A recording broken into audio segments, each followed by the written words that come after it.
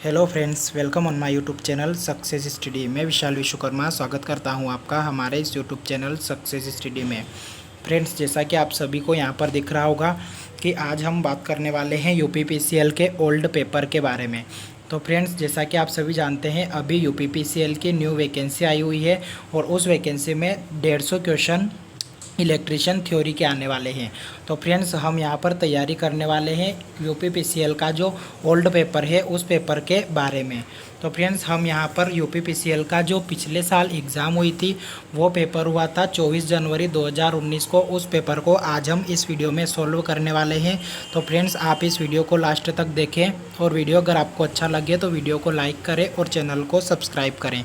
Friends, अगर आप UPPCL की तैयारी कर रहे हैं तो हमारे इस चैनल को आज ही सब्सक्राइब कर लें, क्योंकि इस चैनल पर आपको यूपीपीसीएल से संबंधित सारी जानकारी मिलने वाली है, उसके नोट्स मिलने वाले हैं और उसके आपको ओल्ड पेपर इस चैनल पर मिलने वाले हैं। तो आप इस चैनल को सब्सक्राइब कर लें और अपने फ्रेंड्स से भी इस चैनल को शेयर करें। चलिए स्टार्ट करते हैं फ्रेंड्स आज की अपनी वीडियो। आप यहाँ पर देख रहे हैं, हमने यहाँ पर यूपीपीसीएल का जो ओल्ड पेपर है वो ओपन कर रखा है और ये वाला जो पेपर है ये पेपर हुआ था 24 जनवरी 2019 को फर्स्ट शिफ्ट में। फ्रेंड्स, पिछले साल जो वैकेंसी आई हुई थी उसके 2 दिन पेपर चले थे। एक पेपर हुआ था 24 जनवरी को और दूसरा पेपर हुआ था 25 जनवरी को। तो इन दोनों पेपर को हम यहाँ पर सोल्व करेंगे। यहाँ पर टोटल 150 क्वेश्चन है जिनको हम वीडियो के हिसाब से धीरे धीरे करके पूरा कर लेंगे, चाहे वो 2 वीडियो में आए चाहे 3 वीडियो में आए। तो फ्रेंड्स, हम स्टार्ट करते हैं आज की अपनी वीडियो को। तो फ्रेंड्स, इसमें टोटल 150 क्वेश्चन है, नॉन टेक्निकल भी है और टेक्निकल भी है। तो हम यहाँ पर टेक्निकल क्वेश्चन को सोल्व करेंगे। इलेक्ट्रिशियन थ्योरी के जो क्वेश्चन होते हैं वो क्वेश्चन हम इस वीडियो में सोल्व करने वाले हैं। तो हम पहले क्वेश्चन से स्टार्ट करेंगे। सबसे फर्स्ट क्वेश्चन इलेक्ट्रिशियन थ्योरी का। सबसे पहला क्वेश्चन यहाँ पर है, एक 4 पोल वाला प्रत्यावर्तित या फिर अल्टरनेटर 1500 आरपीएम पर चल रहा है तो प्रत्यावर्तित की आवृत्ति होगी। तो यहाँ पर हमें पूछा गया है कि एक अल्टरनेटर है जिसमें 4 पोल है और वो 1500 आरपीएम पर चल रहा है। तो हमें पूछा गया है कि उसकी फ्रीक्वेंसी बताओ। तो फ्रेंड्स, जैसा कि सभी जानते हैं कि फ्रीक्वेंसी का जो फार्मूला होता है एफ इजिकल टू होता है NP/120। तो यहाँ पर n की वैल्यू हमें दी गई है 1500 और p की वैल्यू हमें यहाँ पर 4 दी गई है। अपन 120 को हम सोल्व करेंगे तो यहाँ हमारे सामने 50 हर्ट्ज आ जाएगा जो कि इसकी फ्रीक्वेंसी होगी। तो ए वाला जो ऑप्शन है, फर्स्ट वाला ऑप्शन, इसका राइट आंसर हो जाएगा। इसके बाद सेकंड क्वेश्चन आता है, पीवीसी कंड्यूट पाइप वायरिंग के मामले में पीवीसी कंड्यूट नली की न्यूनतम मोटाई रिक्त स्थान होनी चाहिए। तो पीवीसी कंड्यूट वायरिंग जब हम करते हैं तो पीवीसी कंड्यूट वायरिंग में कंड्यूट पाइप जो होता है उसकी न्यूनतम मोटाई कितनी होनी चाहिए, ये हमें यहाँ पर पूछा गया है। तो पहला ऑप्शन दिया गया है 3 mm, दूसरा ऑप्शन दिया गया है 2.5 mm, तीसरा ऑप्शन है 1.5 mm और चौथा ऑप्शन है 2 mm। तो यहाँ पर 1.5 mm जो है वो इसका राइट आंसर हो जाएगा कि पीवीसी कंड्यूट वायरिंग की न्यूनतम मोटाई जो होती है कंड्यूट पाइप की वो होती है 1.5 mm। इसके बाद तीसरा क्वेश्चन है, सीरीज मोटर में लोड करंट होता है। तो सीरीज मोटर में फ्रेंड्स लोड करंट जो होता है वो आर्मेचर करंट और सीरीज फील्ड के बराबर होता है। तो यहाँ पर सबसे पहला वाला जो क्वेश्चन, सबसे पहला वाला जो ऑप्शन है IA equal to IAC equal to IL होता है। तो फर्स्ट नंबर का जो ऑप्शन है वो इसका राइट आंसर हो जाएगा।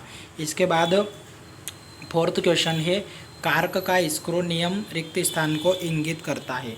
तो कार्क का जो स्क्रू नियम होता है, मैक्सवेल का जो कार्क का स्क्रू नियम होता है उसको बताना है कि वो क्या इंगित करता है या फिर क्या दर्शाता है। तो पहला ऑप्शन है चुंबकीय अभिवाह घनत्व, दूसरा ऑप्शन है बल की चुंबकीय रेखा, तीसरा ऑप्शन है चुंबकीय अभिवाह और चौथा ऑप्शन है चुंबकीय क्षेत्र।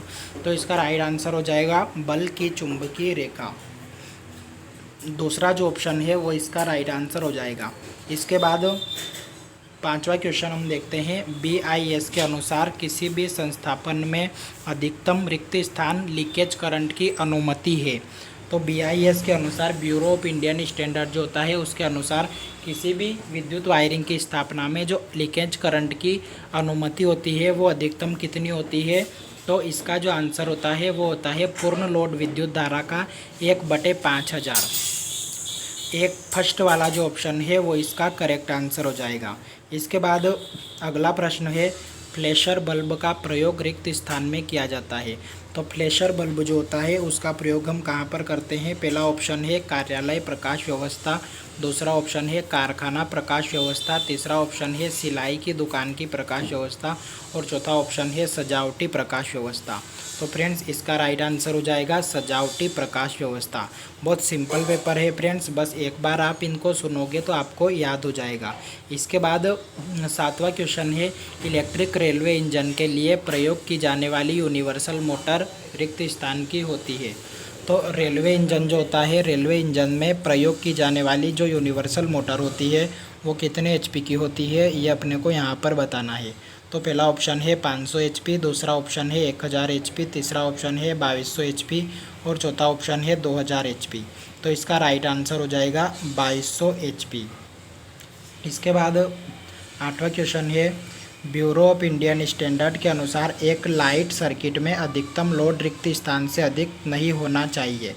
तो BIS के जो नियम है विद्युत वायरिंग की स्थापना के, उसके अनुसार अपने को पूछा गया है कि एक लाइट सर्किट जो होता है उसमें, लाइट एंड फैन का जो सर्किट होता है उसमें अधिकतम लोड मैक्सिमम लोड कितने से अधिक नहीं होना चाहिए। तो यहाँ पर ध्यान रखना है कि लाइट एंड फैन का जो परिपथ होता है उसमें अधिकतम लोड 800 वाट से अधिक नहीं होना चाहिए, ये अपने को याद रखना है। तो फर्स्ट नंबर का जो ऑप्शन है वो इसका करेक्ट आंसर हो जाएगा। इसके बाद 9 नंबर का क्वेश्चन देखते हैं, टेकोमीटर का प्रयोग रिक्त स्थान नापने के लिए किया जाता है। तो टेकोमीटर जो होता है उस टेकोमीटर का उपयोग हम करते हैं मोटर की गति मापने के लिए या फिर किसी भी घूर्णन करने वाली मशीन की गति मापने के लिए टेकोमीटर का उपयोग करते हैं। इसे हम शाफ्ट पर टच करके इसकी गति को चेक करते हैं। तो इसका तीसरा वाला जो ऑप्शन है गति, इसका राइट आंसर हो जाएगा 9 नंबर के क्वेश्चन का। इसके बाद नेक्स्ट हम देखते हैं 10 नंबर का क्वेश्चन, दो अल्टरनेटर के तुल्यकालन के लिए मुख्य शर्तें क्या होती है। तो जब हम एक से अधिक अल्टरनेटर को आपस में जोड़ते हैं तो उन्हें बोलते हैं अल्टरनेटर का सिंक्रोनाइजेशन या फिर अल्टरनेटर का तुल्यकालीकरण। तो यहाँ पर में पूछा गया है कि दो अल्टरनेटर के को सिंक्रोनाइज़ करने के लिए शर्तें क्या क्या होनी चाहिए। तो पहला ऑप्शन है केवल गति और एक्साइटिंग वोल्टेज समान होने चाहिए, दूसरा ऑप्शन है वोल्टेज आवृत्ति और फेज क्रम समान होने चाहिए, तीसरा ऑप्शन है केवल आवृत्ति और भार समान होने चाहिए और चौथा ऑप्शन है केवल गति और भार समान होना चाहिए। तो इसका राइट आंसर हो जाएगा दूसरा वाला ऑप्शन, वोल्टेज आवृत्ति और फेज अनुक्रम समान होने चाहिए। इसके बाद 11 नंबर का क्वेश्चन आता है, आमतौर पर एक फेज वाली मोटर में किस प्रकार की वाइंडिंग का प्रयोग किया जाता है। तो एक फेज वाली जो वाइंडिंग होती है उसके बारे में हमें यहाँ पर पूछा गया है कि सिंगल फेज जो वाइंडिंग होती है उसमें कौन सी मोटर का प्रयोग किया जाता है, मतलब कि सिंगल फेज जो मोटर होती है उसमें किस प्रकार की वाइंडिंग का प्रयोग किया जाता है। तो पहला ऑप्शन है डायमंड टाइप, दूसरा ऑप्शन है कॉन्सेंट्रिक टाइप, तीसरा ऑप्शन है बास्केट टाइप और चौथा ऑप्शन है चेन टाइप। तो यहाँ पर राइट आंसर हो जाएगा कॉन्सेंट्रिक टाइप। कॉन्सेंट्रिक टाइप जो होता है उस टाइप वाइंडिंग का प्रयोग हम सिंगल फेज वाली मोटर में करते हैं। बाकी जो diamond type, basket type, chain type दिया गया है, इनमें से एक का तो अधिक वोल्टेज वाली मशीनों में किया जाता है, एक का जो होता है वो अधिक धारा वाली मशीनों में किया जाता है और एक टाइप का प्रयोग जो है वो 3 फेज वाली मोटरों में किया जाता है। तो यहाँ पर कॉन्सेंट्रिक टाइप का जो है वो सिंगल फेज वाली मोटर में उपयोग किया जाता है। इसके बाद 12 नंबर का क्वेश्चन है कि कोयल पिच और पोल पिच में क्या संबंध होता है अगर फुल पिच वाइंडिंग हो। तो हमें यहाँ पर यह पूछा गया है कि फुल पिच वाइंडिंग में कोयल पिच और पोल पिच के बीच क्या रिलेशन होता है या फिर क्या संबंध होता है। तो यहाँ पर हमें ध्यान रखना है कि अगर फुल पिच वाइंडिंग होती है फ्रेंड्स तो कोयल पिच पोल पिच के बराबर होती है। जब हम फुल पिच वाइंडिंग के बारे में पढ़ते हैं तो वहाँ पर लिखा हुआ होता है कि अगर वाइंडिंग फुल पिच वाइंडिंग होगी तो वहाँ पर कोयल पिच और पोल पिच आपस में बराबर होती है। तो यहाँ पर तीसरा वाला जो ऑप्शन है वो इसका राइट आंसर हो जाएगा। इसके बाद 13 नंबर का क्वेश्चन आता है कि ट्रांसफार्मर टेपिंग स्विच किस वाइंडिंग से जुड़ा होता है। तो जैसा कि आप जानते हैं कि ट्रांसफार्मर जो होता है उसकी सेकेंडरी वाइंडिंग में टेपिंग स्विच लगाया जाता है।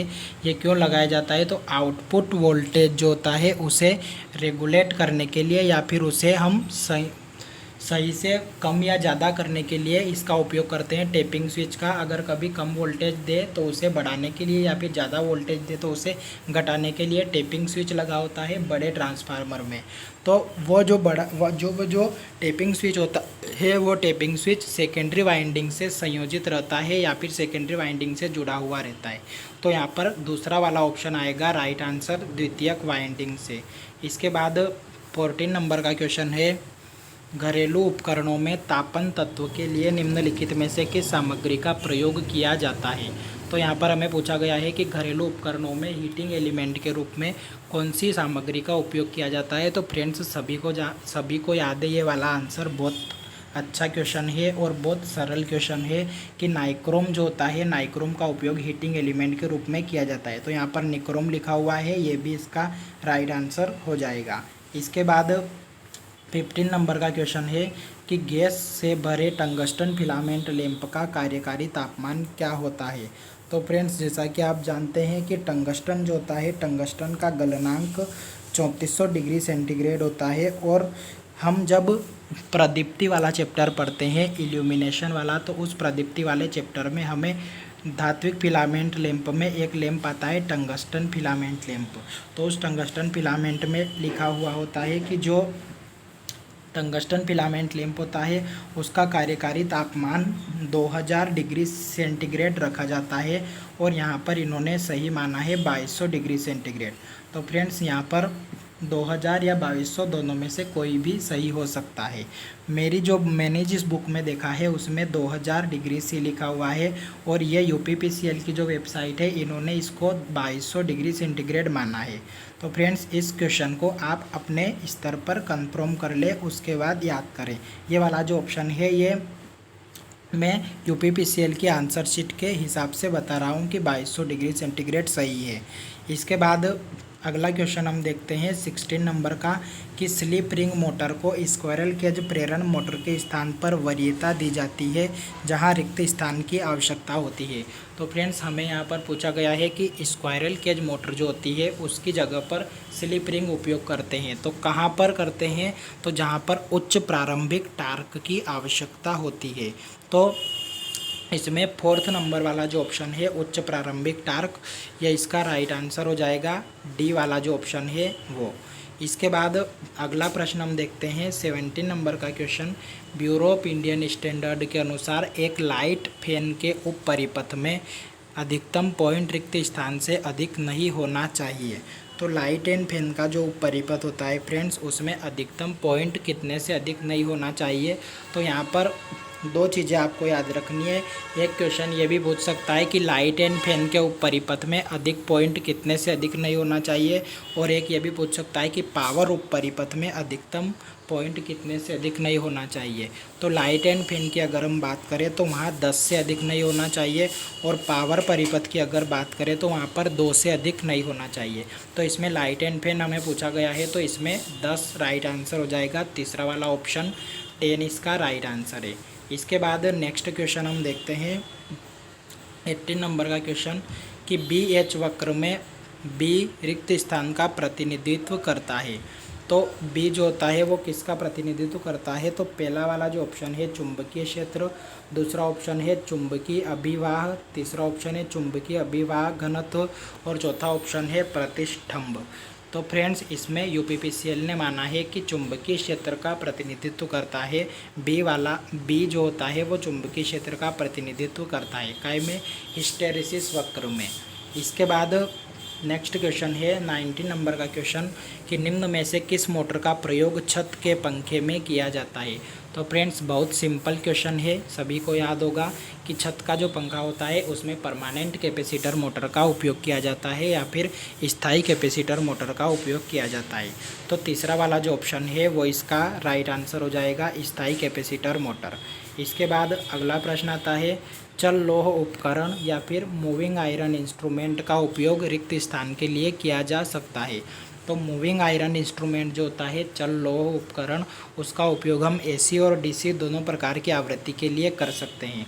तो फ्रेंड्स सेकंड वाला जो ऑप्शन है वो इसका राइट आंसर हो जाएगा, एसी और डीसी दोनों आपूर्ति के लिए। इसके बाद नेक्स्ट क्वेश्चन हम देखते हैं 21 नंबर का क्वेश्चन।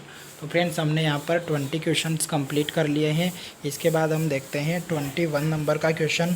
निम्न में से कौन सा उपकरण एक इलेक्ट्रीशियन के टूल किट में नहीं पाया जाता है? तो टूल किट औजार और वर्कशॉप औजार दो टाइप के औजार होते हैं। एक औजार तो वो जिन्हें इलेक्ट्रीशियन अपने टूल किट में रखता है, और दूसरा जो होता है जिसे अपने वर्कशॉप में रखता है या फिर जहाँ भी वो काम करता है वहाँ पर रखता है। तो कौन सा उपकरण ऐसा है जो टूल किट में नहीं पाया जाता है? तो पहला ऑप्शन है स्क्रू ड्राइवर, दूसरा ऑप्शन है टेस्ट लैंप, तीसरा ऑप्शन है इलेक्ट्रीशियन चाकू और चौथा ऑप्शन है वाइस। तो फ्रेंड्स वाइस जो होती है वो बहुत बड़ी होती है और बहुत भारी होती है, तो उसे इलेक्ट्रीशियन टूल किट में नहीं रख सकता है। तो चौथा वाला जो ऑप्शन है वो इसका राइट आंसर हो जाएगा। इसके बाद 22 नंबर का क्वेश्चन आता है, डीसी जनरेटर रिक्त स्थान के सिद्धांत पर काम करता है। तो इसमें बताना है कि डीसी जनरेटर जो होता है वो किसके सिद्धांत पर काम करता है। तो पहला ऑप्शन है न्यूटन का नियम, दूसरा ऑप्शन है ओम का नियम, तीसरा ऑप्शन है लेंज का नियम और चौथा ऑप्शन है फैराडे का विद्युत चुंबकीय प्रेरण का नियम। तो इसका राइट आंसर रहेगा फैराडे का विद्युत चुंबकीय प्रेरण का नियम। डीसी मोटर और डीसी जनरेटर दोनों फैराडे के विद्युत चुंबकीय प्रेरण के नियम पर काम करते हैं। इसके बाद नेक्स्ट क्वेश्चन हम देखते हैं 23 नंबर का क्वेश्चन। शक्ति कारक का अधिकतम मान है।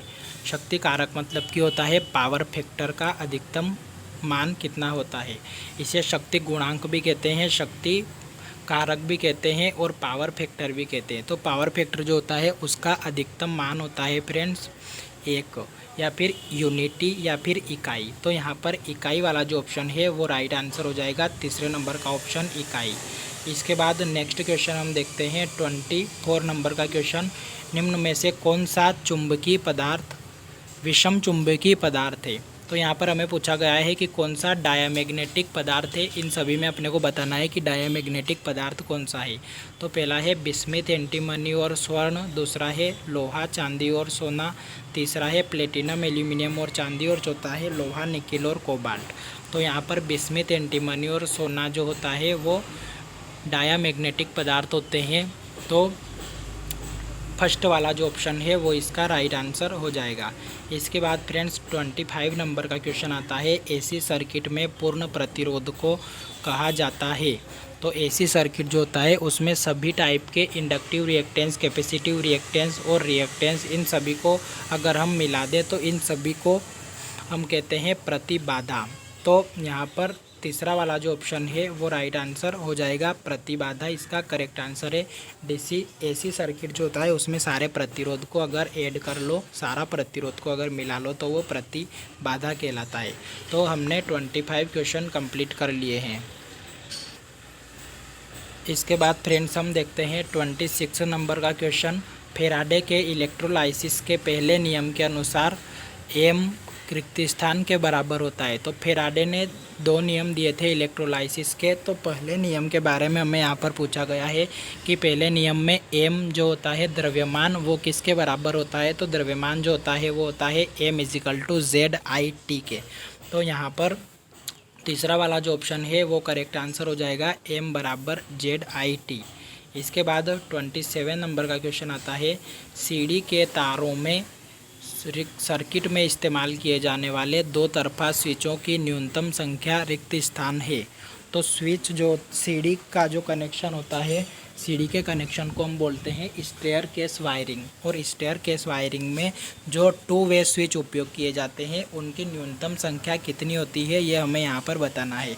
तो फ्रेंड्स स्टेयर केस वायरिंग जो होती है उसमें जो 2 वे स्विच उपयोग किए जाते हैं उनकी न्यूनतम संख्या 2 होती है। 2 2 वे स्विच का उपयोग करके हम स्टेयर केस वायरिंग का जो सर्किट है वो तैयार कर सकते हैं।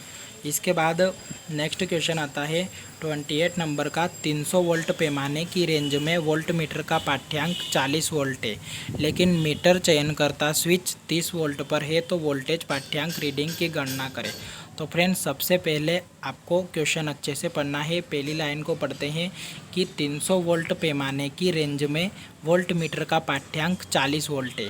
मतलब कि 300 वोल्ट की रेंज है स्केल की और वोल्ट मीटर जो है उसका जो रीडिंग है वो 40 वोल्ट है।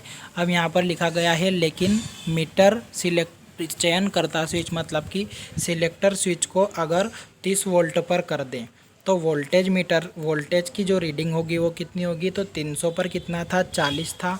तो अगर 30 कर दें तो कितना हो जाएगा, तो 300 पर 40 था तो 30 कर देंगे तो 4 हो जाएगा। तो 4 वोल्ट रीडिंग दर्शाएगा वोल्ट मीटर। तो यहाँ पर ए वाला जो ऑप्शन है, फर्स्ट वाला ऑप्शन इसका राइट आंसर हो जाएगा।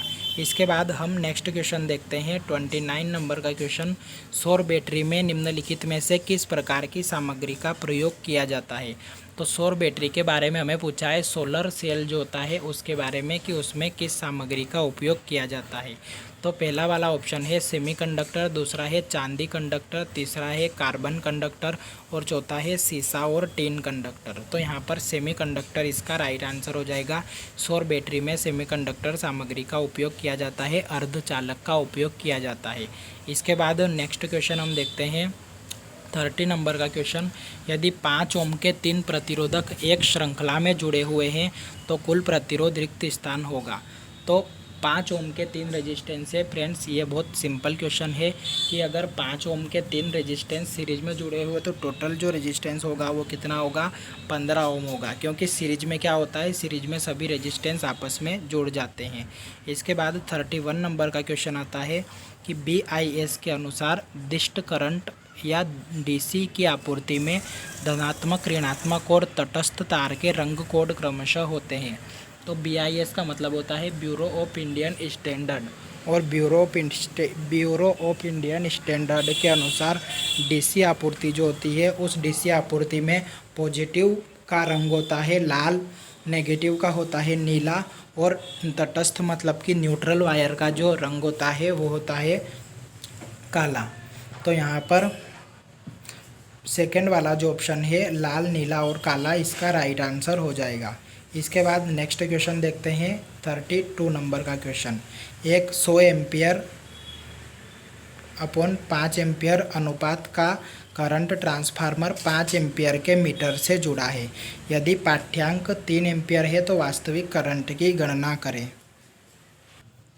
तो यहाँ पर हमें पूछा गया है कि वास्तविक करंट कितना होगा। हमें बताया गया है कि एक ट्रांसफार्मर है, करंट ट्रांसफार्मर, जिसकी प्राइमरी धारा जो है वो है 100 एम्पियर और सेकेंडरी धारा है वो है 5 एम्पियर। तो प्राइमरी धारा 100 एम्पियर है, सेकेंडरी धारा 5 एम्पियर है और वो 5 एम्पियर से के मीटर से जुड़ा है। तो इसने बताया है कि यदि रीडिंग 3 एम्पियर है तो वास्तविक करंट कितनी होगी। तो 1000 एम्पियर को वो 5 एम्पियर में कन्वर्ट कर रहा है और 5 एम्पियर दिखा रहा है। मतलब कि 5 एम्पियर का अगर हम 100 एम्पियर देखें तो 20 गुना होता है लगभग। तो यहाँ पर 20 गुना दिखा रहा है। तो अगर रीडिंग 3 एम्पियर रहे तो कितना आएगा, तो 3 एम्पियर अगर रीडिंग रहेगी तो वो 60 एम्पियर आएगा। क्योंकि वो 100 एम्पियर को 5 एम्पियर में माप रहा है तो 60 एम्पियर को 3 एम्पियर में मापेगा। तो यहाँ पर वास्तविक करंट 60 एम्पियर होगा और रीडिंग हमें को क्या दिखाएगा, 3 एम्पियर दिखाएगा। इसी प्रकार अगर वास्तविक करंट 100 एम्पियर होगा तो रीडिंग हमें 5 एम्पियर दिखाएगा। कौन दिखाएगा, करंट ट्रांसफार्मर दिखाएगा। तो यहाँ पर हमें ये कहा है कि 5 एम्पियर दिखा रहा है और उसकी वास्तविक कितनी है, 100 एम्पियर है। तो यहाँ पर अगर रीडिंग 3 एम्पियर होगी तो वास्तविक कितनी होगी, तो वास्तविक हो जाएगी 60 एम्पियर। इसके बाद हम नेक्स्ट क्वेश्चन देखते हैं कि CFL का पूर्ण रूप क्या होता है। तो फ्रेंड्स CFL का पूर्ण रूप जो होता है वो होता है कॉम्पैक्ट फ्लोरोसेंट लैंप। CFL का पूर्ण रूप पूछे तो कॉम्पैक्ट फ्लोरोसेंट लैंप। LCD का पूछे तो लिक्विड क्रिस्टल डिस्प्ले होता है। LED का पूछे तो लाइट इमिटिंग डायोड होता है। तो फ्रेंड्स इस तरह से आपको जो फुल फॉर्म होते हैं वो भी याद रखना है। किसी भी एग्ज़ाम में कोई भी फुल फॉर्म पूछ सकता है। इसके बाद नेक्स्ट क्वेश्चन हम देखते हैं 34 नंबर का क्वेश्चन। जलावर्त विद्युत धारा या फिर एडी करंट की विशेषताओं का प्रयोग रिक्त स्थान में किया जाता है। तो एडी करंट जो होता है, एडी करंट धारा का प्रयोग किस में किया जाता है? तो पहला ऑप्शन है वाइंडिंग में बेकार की हीटिंग, दूसरा ऑप्शन है मोटर्स में ब्रेकिंग, तीसरा ऑप्शन है मोटर्स में कूलिंग और चौथा ऑप्शन है एमसी मीटर में डैम्पिंग। तो मूविंग कॉयल मीटर में जो डैम्पिंग होती है, डैम्पिंग में एडी धारा अवमंदक प्रणाली का उपयोग हम करते हैं डैम्पिंग सिस्टम में। तो यहाँ पर 4 नंबर का जो ऑप्शन है वो इसका करेक्ट आंसर हो जाएगा। इसके बाद नेक्स्ट क्वेश्चन हम देखते हैं 35 नंबर का क्वेश्चन कि मितोपयोजित्र या फिर इकोनोमाइज़र का प्रयोग रिक्त स्थान दक्षता बढ़ाने के लिए किया जाता है। तो इकोनोमाइज़र का प्रयोग काई की दक्षता बढ़ाने के लिए हम करते हैं। तो पहला ऑप्शन है बॉयलर, दूसरा ऑप्शन है बायोगैस संयंत्र, तीसरा ऑप्शन है टरबाइन और चौथा ऑप्शन है अल्टरनेटर। तो बॉयलर जो होता है उस बॉयलर की दक्षता बढ़ाने के लिए फ्रेंड्स इकोनोमाइज़र का उपयोग किया जाता है। तो यहाँ पर फर्स्ट वाला जो ऑप्शन है वो इसका करेक्ट आंसर हो जाएगा। इसके बाद हम नेक्स्ट क्वेश्चन देखते हैं 36 नंबर का क्वेश्चन। अल्टरनेटर की रेटिंग रिक्त स्थान होती है। तो अल्टरनेटर की रेटिंग हमें बतानी है कि प्रत्यावर्तित्र जो होता है उसकी रेटिंग कितनी होती है या फिर किस में व्यक्त की जाती है। तो किलो वोल्ट एम्पियर में इसकी रेटिंग व्यक्त की जाती है। सेकंड नंबर वाला ऑप्शन इसका करेक्ट आंसर हो जाएगा। इसके बाद नेक्स्ट क्वेश्चन हम देखते हैं 37 नंबर का क्वेश्चन कि 3 फेज प्रणाली में संतुलित और असंतुलित भार को मापने के लिए किस पद्धति का प्रयोग किया जाता है। तो फ्रेंड्स 3 फेज जो सिस्टम होता है 3 फेज प्रणाली, उसमें संतुलित और असंतुलित लोड को मापने के लिए किस पद्धति का उपयोग किया जाता है। तो इसमें किया जाता है 2 वाट मीटर पद्धति का उपयोग। अगर सिंगल फेज हो तो उसमें 1 वाट मीटर पद्धति का उपयोग करते हैं और यहाँ पर 3 फेज है तो यहाँ पर 2 वाट मीटर पद्धति का उपयोग किया जाता है। 2 वाट मीटर से भी अगर हम नापेंगे तो हमें 3 फेज प्रणाली का जो लोड है वो हम माप सकते हैं। इसके बाद नेक्स्ट क्वेश्चन है सॉफ्ट सोल्डर में टिन और लेड का प्रतिशत रिक्त स्थान होता है। तो 2 टाइप का सोल्डर होता है, एक कठोर सोल्डर और एक नर्म सोल्डर। तो एक हार्ड सोल्डर होता है और एक सॉफ्ट सोल्डर होता है। तो सॉफ्ट सोल्डर जो होता है उसमें टिन और लेड का प्रतिशत हमें पूछा गया है। तो 60 और 40% होता है। 60% टिन होता है और 40% लेड होता है। इसके बाद 39 नंबर का क्वेश्चन, यदि हम एक प्रेरण मोटर के पोल को दोगुना कर दें तो इसकी गति क्या होगी। तो हमें यहाँ पर पूछा गया है कि यदि हम एक प्रेरण मोटर है और उस प्रेरण मोटर के पोल को दोगुना कर दे तो इसकी गति पर क्या प्रभाव पड़ता है। तो फ्रेंड्स आप जानते हैं कि N = होता है 120F/P। ये फार्मूला होता है इंडक्शन मोटर में जो गति होता है उसका कि N = 120F/P। यहाँ पर हमें बताया गया है कि यदि हम पोल को दोगुना कर दें तो क्या होगा। तो हम पोल को अगर दोगुना कर दें तो इसकी जो गति होगी वो आधी हो जाएगी, क्योंकि ये इसके व्युत्क्रमानुपाती होता है। पोल की जो संख्या होती है उसके व्युत्क्रमानुपाती होती है गति। अगर हम पोल की संख्या बढ़ाएंगे तो गति कम होगी और अगर हम गति बढ़ाएंगे तो पोल की संख्या कम होगी। तो इस प्रकार से बताया गया है कि पोल को दोगुना कर दिया जाए तो गति पर क्या प्रभाव पड़ेगा। तो पोल को दोगुना करने पर गति आधी हो जाएगी। इसके बाद हम नेक्स्ट क्वेश्चन देखते हैं 40 नंबर का क्वेश्चन, निम्न में से किस मोटर को कम लागत के रखरखाव की आवश्यकता होती है। तो यहाँ पर हमें पूछा गया है कि इनमें से कौन सी मोटर है जिसे कम मेंटेनेंस की आवश्यकता होती है। तो सबसे पहला है प्रेरण मोटर, दूसरा है डीसी सीरीज मोटर, तीसरा है यूनिवर्सल मोटर और चौथा है स्लिप रिंग मोटर। तो फ्रेंड्स इन सभी में से जो प्रेरण मोटर होती है इसे सबसे कम रखरखाव की आवश्यकता होती है। प्रेरण मोटर इतनी आसानी से ख़राब नहीं होती है और प्रेरण मोटर में इसे किसी भी टाइप के मेंटेनेंस की आवश्यकता नहीं होती है।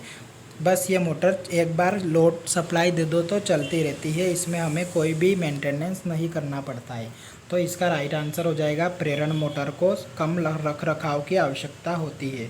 इसके बाद 41 नंबर का क्वेश्चन देखते हैं, आमतौर पर डीजल विद्युत उत्पादन संयंत्र की क्षमता रिक्त स्थान होती है।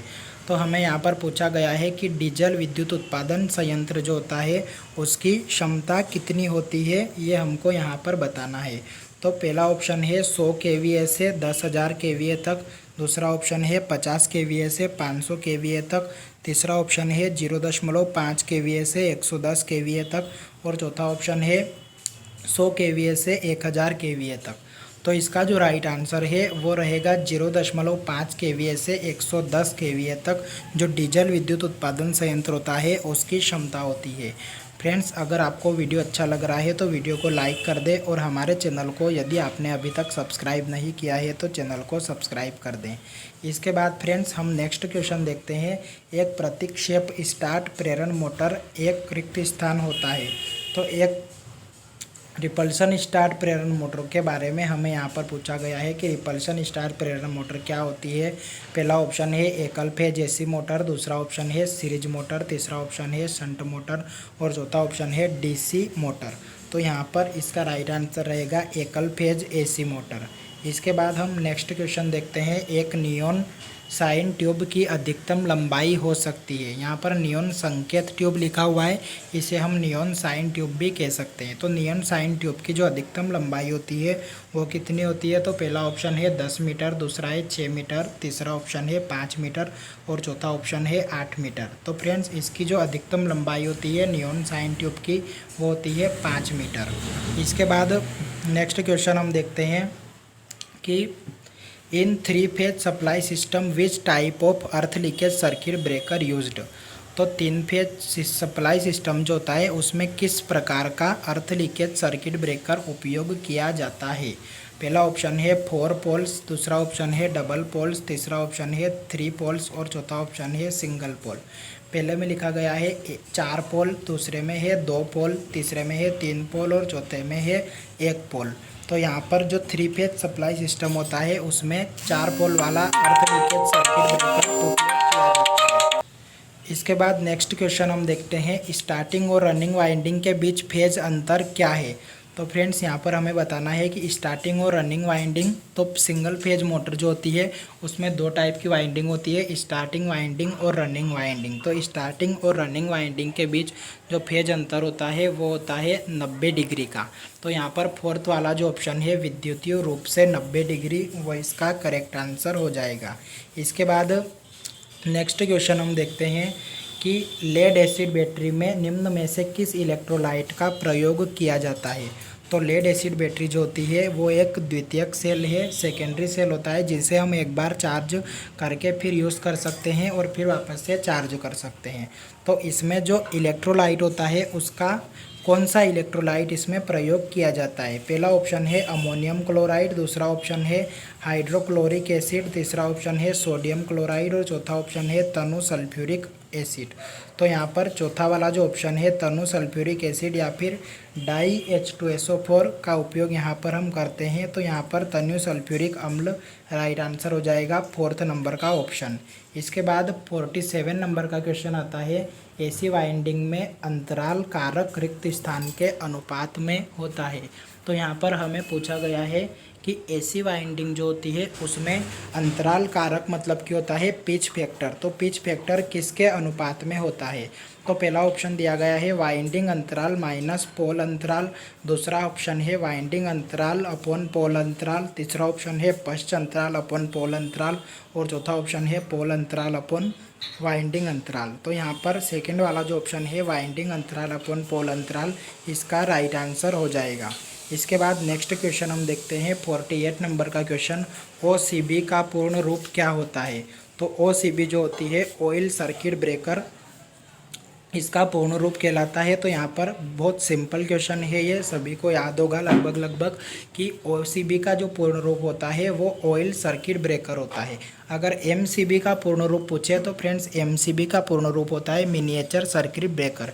इसके बाद अगर आपको ACB का पूछे तो ACB का होता है एयर सर्किट ब्रेकर और ABCB का पूछे तो एयर ब्लास्ट सर्किट ब्रेकर। उसके अलावा ELCB का पूछे तो अर्थ लीकेज सर्किट ब्रेकर। इस टाइप से अलग अलग सर्किट ब्रेकर होते हैं और उनको हम शॉर्ट फॉर्म के रूप में लिखते हैं। इसके बाद नेक्स्ट क्वेश्चन हम देखते हैं 49 नंबर का क्वेश्चन। जब मोटर की गति स्थिर हो तो स्लिप रिक्त स्थान होगी।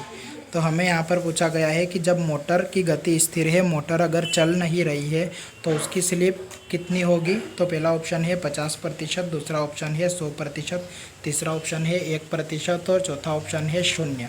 तो फ्रेंड्स, जब मोटर स्थिर रहती है, मोटर चलती नहीं है, बंद पड़ी रहती है, तो उस समय उसकी जो स्लिप होती है वो 100% होती है। इसके बाद नेक्स्ट क्वेश्चन हम देखते हैं 50 नंबर का क्वेश्चन कि डीसी मोटर स्टार्टर कितने प्रकार के होते हैं। तो डीसी मोटर जो होती है उसमें 3 प्रकार के स्टार्टर प्रयोग किए जाते हैं, 2 पॉइंट स्टार्टर, 3 पॉइंट स्टार्टर और 4 पॉइंट स्टार्टर। तो इस टाइप से डीसी मोटर के बारे में यहाँ पर पूछा गया है कि डीसी मोटर में कितने प्रकार के स्टार्टर प्रयोग किए जाते हैं। तो यहाँ पर हमें बताना है कि डीसी मोटर जो होती है उसमें 3 प्रकार के स्टार्टर प्रयोग किए जाते हैं। तो फ्रेंड्स, इस टाइप से हमने 50 क्वेश्चंस कंप्लीट कर लिए हैं। अब इसके आगे के जो 51 के आगे के हम क्वेश्चन नेक्स्ट वीडियो में कंप्लीट करेंगे। अगर इसी वीडियो में हम करेंगे तो ये वीडियो बहुत ज़्यादा लंबी हो जाएगी। तो फ्रेंड्स, आज की वीडियो में इतना ही। वीडियो अगर आपको पसंद आया हो तो वीडियो को लाइक करें और चैनल को सब्सक्राइब करें। मिलते हैं फ्रेंड्स नेक्स्ट वीडियो में, तब तक के लिए बाय।